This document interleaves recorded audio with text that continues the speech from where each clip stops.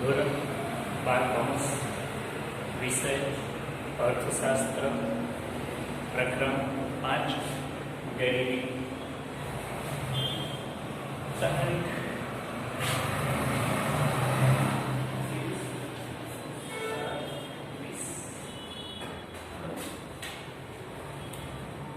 અહીં જોઈએ આપણે ગરીબીના કારણો.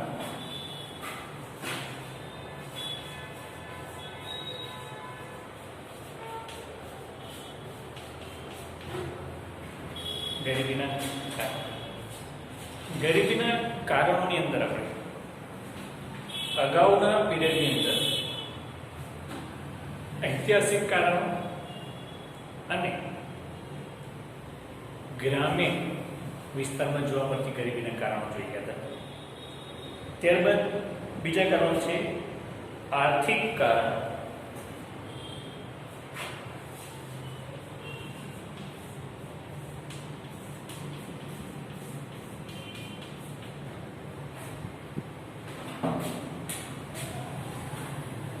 મુખ્યત્વે હવે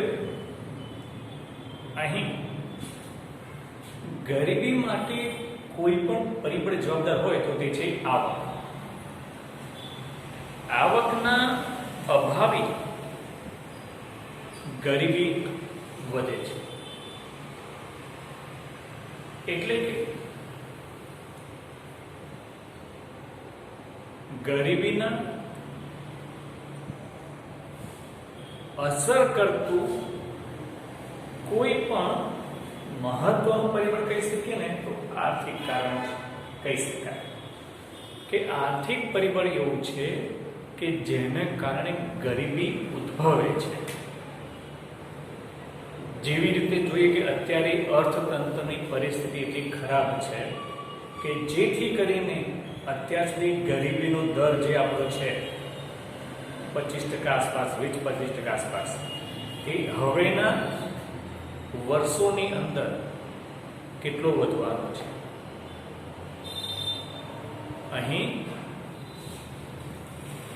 આપણે અર્થતંત્રની અંદર ઉત્પાદનની પરિસ્થિતિ ખરાબ છે.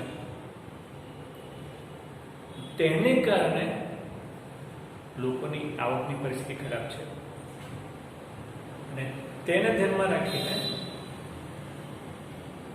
ગરીબી કૂદકે ને ભૂસકે હવે વધતી જવાની છે. એટલે કે ગરીબીને કોઈ અસર કરનારું મુખ્ય પરિબળ કહી શકીએ તો તે છે આર્થિક પરિબળ. તો અહીં આર્થિક કારણોને કારણે ગરીબી કેવી રીતે વધે છે તે જોઈએ. એમાં પહેલું કારણ છે શ્રમિક દીઠ નીચી ઉત્પાદકતા.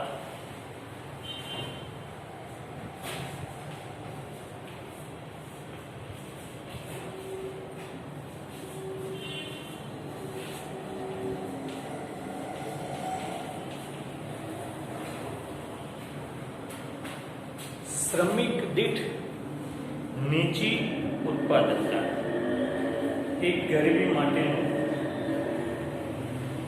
એક કારણ, આર્થિક કારણ બને છે. કારણ કે સામાન્ય રીતે ભારતની અંદર આજની તારીખમાં પણ લગભગ 70% વસ્તી ગ્રામ્ય વિસ્તારોમાં વસે છે અને ગ્રામ્ય વિસ્તારની અંદર રોજગારીનું કોઈ સાધન હોય તો તે છે કૃષિ એટલે કે ખેતી. એટલે મોટા ભાગની વસ્તીએ ખેતી પર આધાર રાખવો પડે છે અને ભારતમાં ખેતી એ વરસાદ આધારિત છે. એટલે કે ખેતીની અંદર સિંચાઈની અપૂરતી સગવડો છે. સિંચાઈની પૂરતા પ્રમાણમાં સગવડ છે નહીં. સાથે સાથે ભારતમાં શિક્ષણનું પ્રમાણ ઓછું છે. એટલે કે તાલીમ પામેલ શ્રમિકોની અછત જોવા મળે છે. કૌશલ્ય એટલે કે કેળવાયેલ શ્રમ કરતાં બિન કેળવાયેલ શ્રમ ભારતમાં વધારે છે. એટલે તેની ઉત્પાદન ક્ષમતા નીચી હોય છે. દરેક ક્ષેત્રની અંદર તાલીમ પામેલા શ્રમની અછત જોવા મળે છે. એટલે કે કૌશલ્ય પ્રાપ્ત કરેલ હોય તેવા શ્રમિકોની સામે બિન કૌશલ્ય વાળા એટલે કે બિન તાલીમ વાળા શ્રમિકોની ઉત્પાદકતા ઘણી નીચી જોવા મળે છે. અને બીજી કે ખેતીની અંદર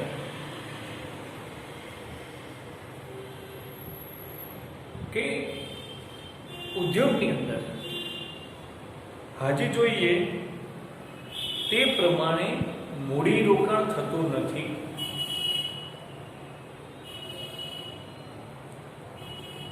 ખેતી પર હોય કે ઉદ્યોગ પર હોય, બંનેની અંદર જોઈએ તે પ્રકારનો મૂડી રોકાણનો હજી અભાવ જોવા મળે છે. અને ખાસ કરીને 17મી સદી પછી અને અંગ્રેજોના શાસન દરમિયાન ભારતમાં અંગ્રેજોનું આગમન થયું, ત્યારબાદ ખેતી અને ઉદ્યોગ, ખેતી પર તો લોકો આધાર રાખતા હતા, પરંતુ જે લોકો ઉદ્યોગમાં વણાયેલા હતા તો અંગ્રેજોના શાસન દરમિયાન ભારતમાં ઉદ્યોગોની પડતી થઈ. તેને કારણે એ જે ઉદ્યોગમાં લોકો રોકાયેલા હતા એ ખેતી તરફ વળ્યા, એટલે ખેતી પર તેનું ભારણ વધ્યું.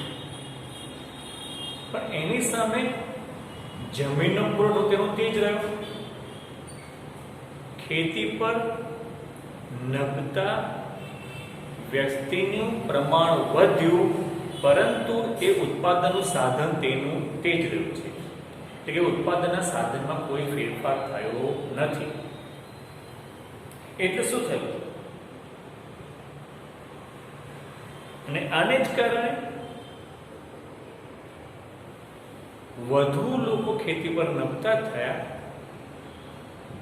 પરંતુ વરસાદની અછત, સિંચાઈની અપૂરતી સગવડ, તાલીમબદ્ધ વ્યક્તિઓનો અભાવ, આધુનિક પદ્ધતિનો અભાવ વગેરે કારણોથી કૃષિ ઉત્પાદકતામાં કોઈ ફેરફાર થયો નથી. એટલે કે ભારણ વધ્યું પણ ઉત્પાદકતા તેની તે જ રહી. શ્રમ વધ્યો, શ્રમ પુરવઠો વધ્યો, પણ ઉત્પાદકતામાં કોઈ ફેરફાર થયો નહીં. એટલે નીચી શ્રમિકની માથાદીઠ ઉત્પાદકતાએ આવકમાં ઘટાડો કર્યો, અને આ ઓછી આવકને કારણે થઈને ભારતમાં ગરીબીની સંખ્યા વધતી ગઈ છે. એટલે કે કૃષિ હોય કે ઉદ્યોગ હોય, બધી જગ્યાએ તાલીમબદ્ધ બિન કેળવાયેલ શ્રમિકોને કારણે થઈને ભારતમાં માથાદીઠ એટલે કે શ્રમિક દીઠ ઉત્પાદકતા નીચી જોવા મળે છે, જેને કારણે ગરીબી ભારતમાં વધતી જાય છે. એટલે કે શ્રમિકની ઓછી ઉત્પાદકતા પણ ગરીબીનું કારણ બને છે. ત્યારબાદ બીજું છે જમીન તથા સંપત્તિની અસમાન વહેંચણી.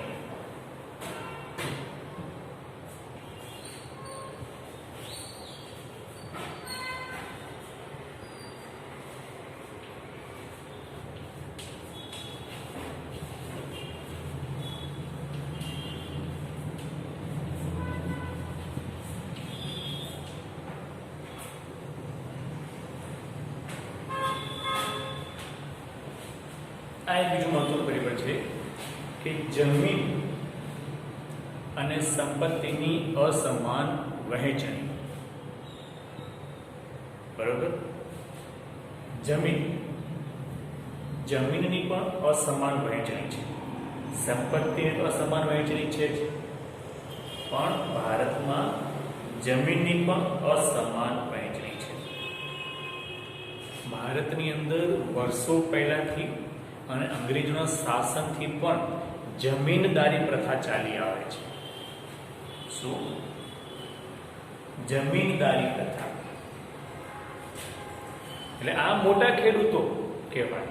એ જમીનદારી પ્રથા એટલે જમીન સાથે જોડાયેલી વ્યક્તિ એ ખેડૂત એ જમીનદાર ખેતી કરતા હોતા નથી. ખેતી સાથે સંકળાયેલા છે પણ તેઓ ખેતી નથી કરતા. માત્ર જમીનના તે માલિક છે. એટલા માટે એ જમીનના માલિક છે, ખેતી કરતા નથી. એટલા માટે તેમને જમીનના વિકાસમાં કોઈ રસ હોતો નથી. ખેતીના વિકાસમાં કોઈ રસ નથી હોતો. જમીનની ફળદ્રુપતા વધારવામાં કોઈ રસ નથી હોતો એમને. એટલે તે ખેતીમાં વધારે મૂડી રોકાણ કરતા નથી.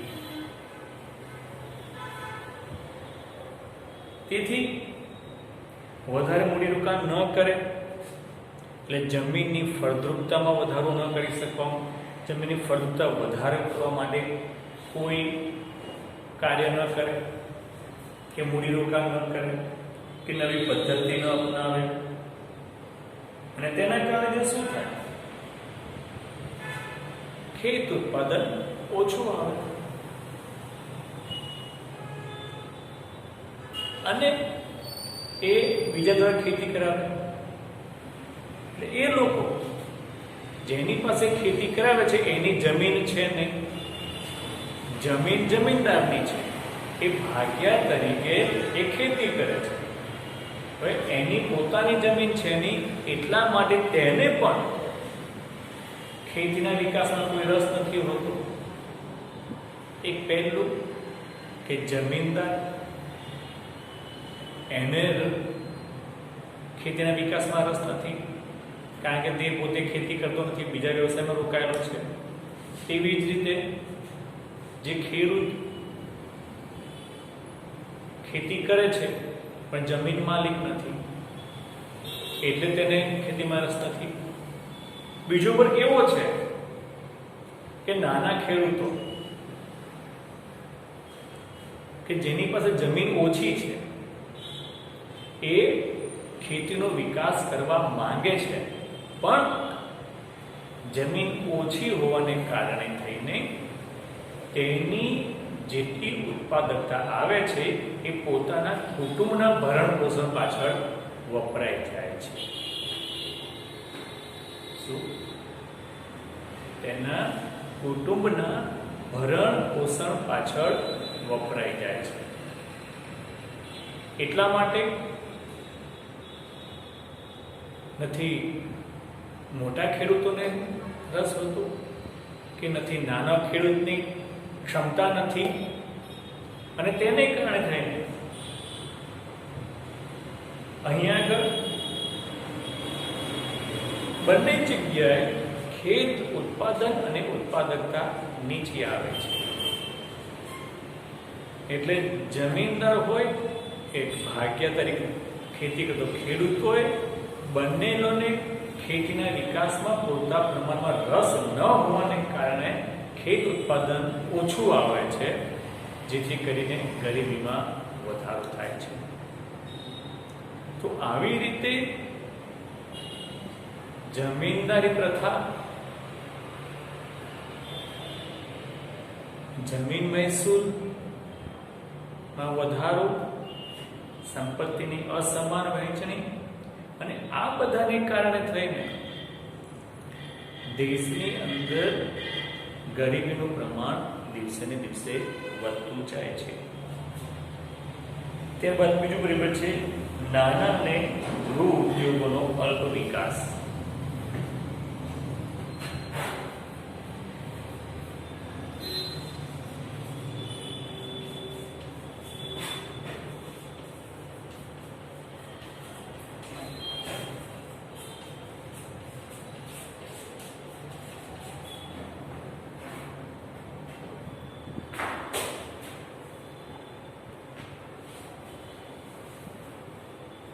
ભારતમાં બીજી પંચવર્ષીય યોજના જ્યારથી આયોજન પંચની રચના કરવામાં આવી ત્યારથી પંચવર્ષીય યોજનાઓ લાગુ કરવામાં આવી, દર 5 વર્ષે યોજનાઓ બનાવવામાં આવી અને એમાં બીજી પંચવર્ષીય યોજનાથી ભારતમાં મોટા ઉદ્યોગો અને ભારે ઉદ્યોગો ઉપર વધારે ધ્યાન આપવામાં આવ્યું છે. ઝડપી આર્થિક વિકાસ કરવા માટે આયોજન પંચના કહેવાથી બીજી પંચવર્ષીય યોજનાથી ભારતમાં મોટા પાયા પરના ઉદ્યોગો અને ભારે ઉદ્યોગો ઉપર વધારે મૂડીરોકાણ કરવામાં આવ્યું, જેથી ઉત્પાદન ઝડપી વધે અને મૂડી પ્રકારની ઉત્પાદન વધે, જેથી આર્થિક વિકાસ વધે, તે પ્રકારનું આયોજન કરવામાં આવ્યું. તેની સામે નાના ઉદ્યોગો અને ગૃહ ઉદ્યોગો જે રોજગારીનું પ્રમાણ સૌથી વધારે પૂરું પાડે છે, તેનો વિકાસ ઓછો થયો, એટલે કે તેના પર પૂરતું ધ્યાન આપવામાં આવ્યું નહીં. બીજી બાજુ પશુપાલન ક્ષેત્રે એટલે ખેતી ક્ષેત્રે, પ્રાથમિક ક્ષેત્રે જે લોકો રોકાયેલા છે, પશુપાલન, ડેરી ઉદ્યોગ, મત્સ્ય ઉદ્યોગ, આ બધા ઉદ્યોગો ગ્રામ્ય વિસ્તારમાં ફેલાયેલા છે અને આ ગ્રામ્ય વિસ્તારમાં ફેલાયેલા ઉદ્યોગો ઉપર પણ પૂરતા પ્રમાણમાં ધ્યાન ન આપવામાં આવ્યું. બે વસ્તુ થઈ. એક કે માત્ર મોટા પાયાના ઉદ્યોગો પર ધ્યાન આપવામાં આવ્યું અને બીજું પ્રાથમિક ક્ષેત્રે જે ઉદ્યોગો ભાગ ભજવે છે, જેને કીધું આપણે ડેરી ઉદ્યોગ, પશુપાલન ઉદ્યોગ, મત્સ્ય મરઘા બતકા ઉછેર કેન્દ્રો, પોરી ઉદ્યોગો એ ગ્રામ્ય વિસ્તારમાં રોકાયેલા છે, તેની પર પૂરતું લક્ષ્ય આપવામાં આવ્યું. એટલે બે વસ્તુ થઈ. એક, જે ક્ષેત્રમાંથી રોજગારીની તકો વધારે છે, જે ક્ષેત્ર વધારે રોજગારી પૂરી પાડે છે, એટલે કે નાના પાયા પરના ઉદ્યોગો અને ગૃહ ઉદ્યોગો, આમાંથી સૌથી વધારેમાં વધારે રોજગારી પૂરી પાડવામાં આવે છે. અને બીજી પંચવર્ષીય યોજના પછી આ જ ક્ષેત્ર ઉપર પૂરતા પ્રમાણમાં ધ્યાન આપવામાં આવ્યું નહીં, જેને કારણે તેને આ નાના ઉદ્યોગો અને ગૃહ ઉદ્યોગો પડી ગયા અને એ ઉદ્યોગોની અંદર રોજગારી વધારે મળે એવી હતી, છતાં પણ તેના પર કોઈ લક્ષ્ય લેવામાં ન આવ્યું, તેને કારણે થઈને ભારતમાં ગરીબીનું પ્રમાણ વધતું ગયું. ત્યારબાદ બીજું કારણ છે ઝડપથી વધતા ભાવ.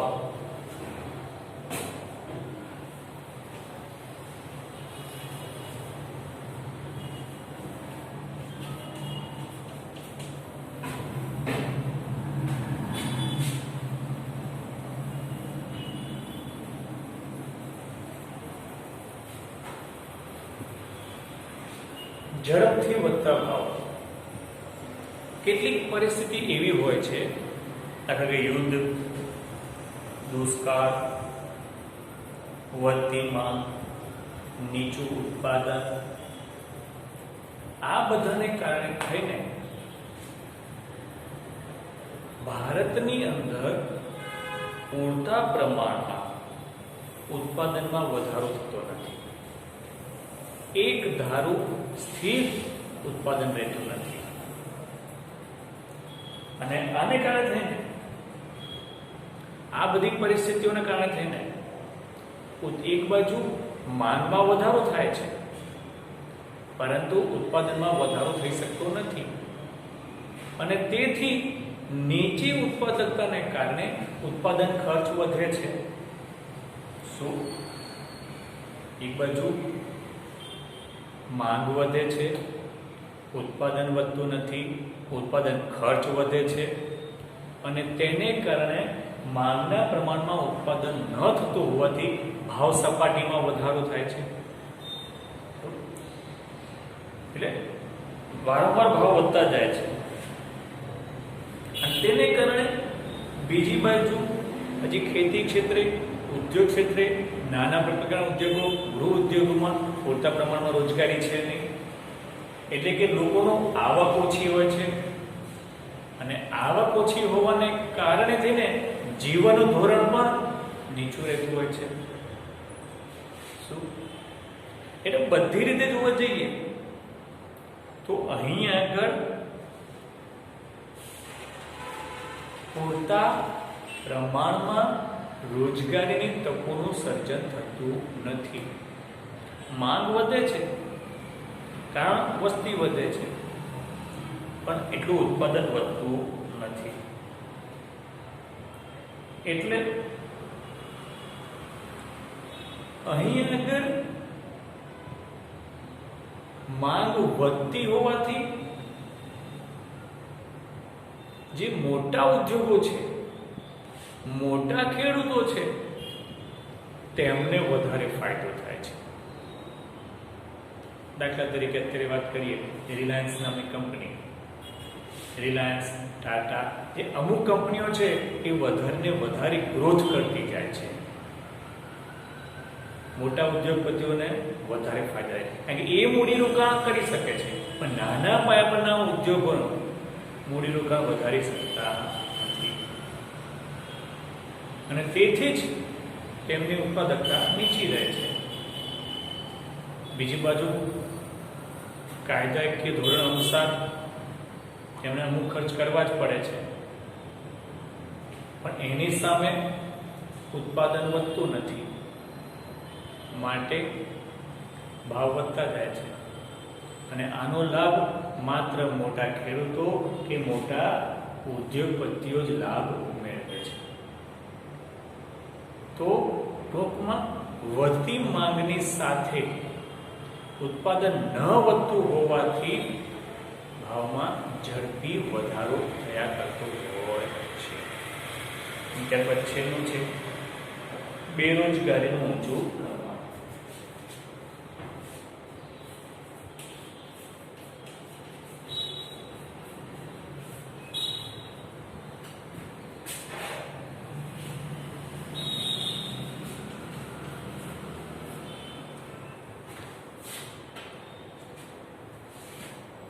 ગરીબીનું બીજું કારણ છે બેરોજગારીનું ઊંચું પ્રમાણ. ભારતની અંદર મોટા ભાગની વસ્તી ખેતી પર નભે છે અને